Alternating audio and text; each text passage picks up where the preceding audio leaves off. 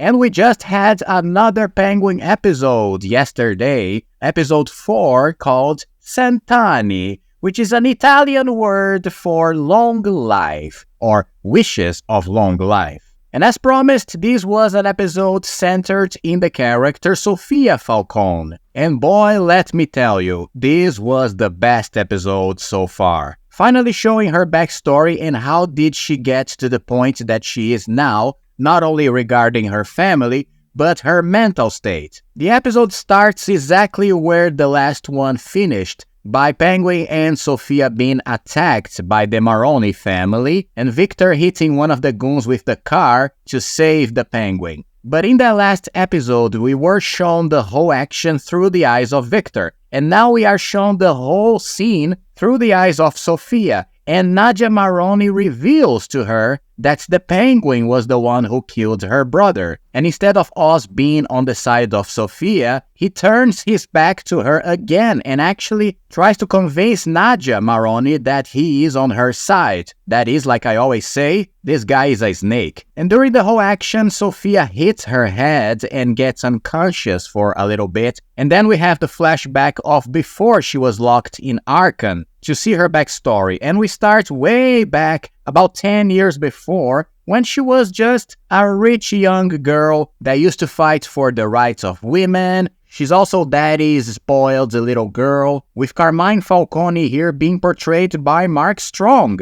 And I guess this is the third time we have Mark Strong playing a character in the DC universe. He already played Sinestro in Green Lantern and Dr. Savannah in Shazam. And here we have a much more sinister version of the character, much more serious than the one we got in the Batman portrayed by John Turturro. We'll talk about him later, but from his performance of the character, you get a serious vibe that this guy is nasty. Anyway, he has high hopes for Sofia while looking down on Alberto for being this useless kid. And he actually promises her that she will be the one to take care of the family business once he's gone. So everything is going well in Sofia's life until a reporter from the Gotham Gazette comes to her with some investigation that she's doing, which might have some involvement of her father. Something related to the deaths of many women in the 44 Below, the club beneath the club in the Iceberg Lounge that we saw in the Batman. By the way, the name of this reporter is Summer Gleason. And if you are familiar with this name, she is also a reporter in Batman the Animated Series. So this is an alternate version of that character. Sofia tries to avoid Summer Gleason, but at the same time she gets too curious to know more about what's happening with these deaths in the club of her father. And in this period that the flashback takes place, we have Oz being her driver, like it was mentioned in the last episode. So their relationship is pretty much the princess that is taken everywhere by the driver, and he is much more of a low-level servant here. But by being her driver, he always takes her where she wants to go. And she decides to talk more with Summer Gleason, which is something that her father would not appreciate. And unfortunately for her, he ends up discovering because Oz told him. And here comes the problem, because Carmine Falcone in this episode is a cruel motherfucker. He's an evil, cruel man with no remorse for stepping over anybody to get to his goals, not even his own daughter. We also are told what happened to her mother when she was a kid, because she was always told that the woman had depression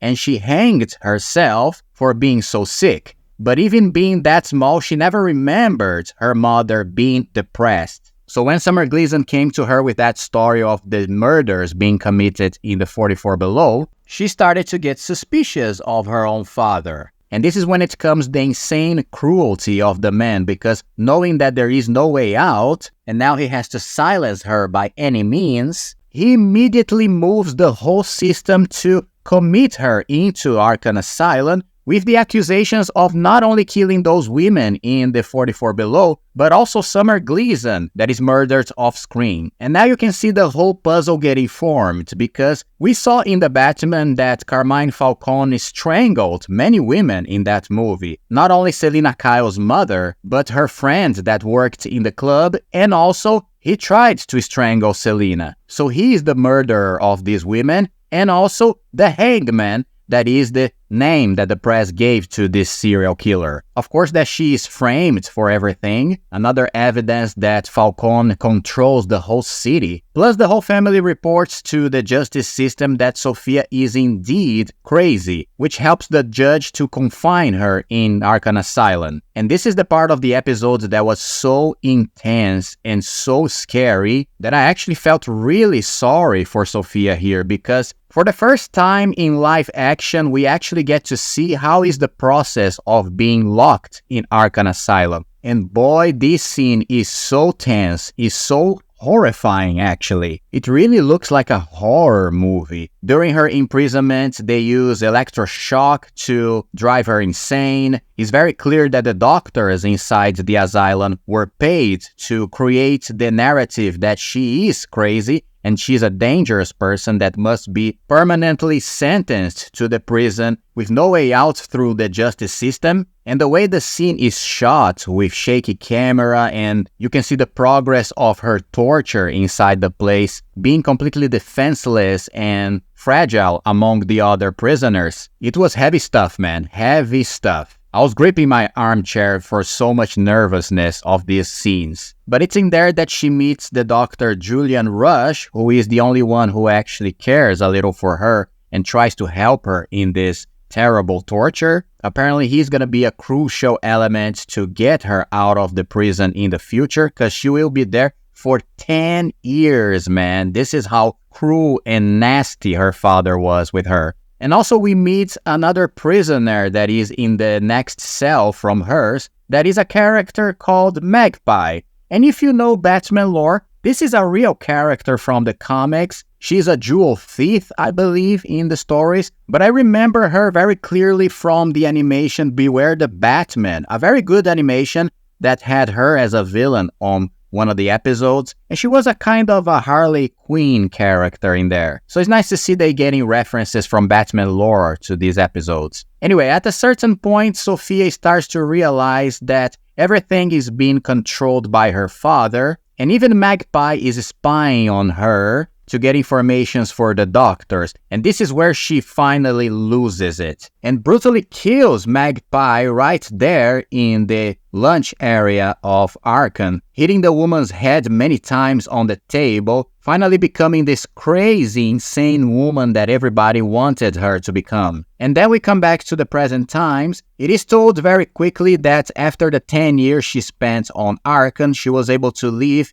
with the help of Dr. Julian Rush and her own brother. And now realizing that the Penguin is a traitor, as she should always have known, and once again she has no alliances in her family or outside of it, she finally plots a revenge against the Falcones. And boy, what a great revenge. This is the best part of the episode. Putting this yellow dress, she breaks into a family reunion where everybody is making a toast and decides to make the whole thing uncomfortable for everyone, toasting Santani, which in a translation is 100 years, a form of saying long life to everybody. And then we get to the scene where she takes a little girl from the family outside the house, and at first we can think she's gonna kidnap the girl and travel away with her. But no, boy, she actually asphyxiates everybody inside the house during the night. Every single person except for Johnny Vitti, which will be an asset for her to get back on business. So she comes with a gun to him in his bedroom and tell him that they have things to talk about. But this climax is simply amazing. Krista Miliotti's performance being very happy and dancing around the house while walking through the rooms where everybody's dead, it's fantastic. Please give an Emmy to this actress and also to Colin Farrell, of course, because they are fabulous in this show. I mean, what a great episode. And we didn't have Penguin too much in the story because this is a plot focused on Sofia, but this was crucial to finally build her character and for us to fully understand where she comes from and what is exactly this rage that she has against her own family and now the Penguin, of course. And to be honest, I'm actually on her side now on the series, much more than the Penguin or any other character. Because the Falcones were a bunch of bastards. They all deserved what she did. And now the Penguin also deserves her wrath. So I feel like all the pieces are set on the board, and now it's time for a bombastic fight between these two fronts, her and us. And this is gonna be very exciting for the next episode. I'm thrilled and very, very happy with this show. What about you? What did you think about Santani, the 4th episode of The Penguin? Did you like it? Please comment below. And don't forget, if you are liking the content of BATGUS, leave your beloved like in this video and also your most welcomed and beautiful subscription in the channel so we can talk more about the Penguin, the Batman, and DC Universe in the future, alright? See you in the next video, and bye-bye.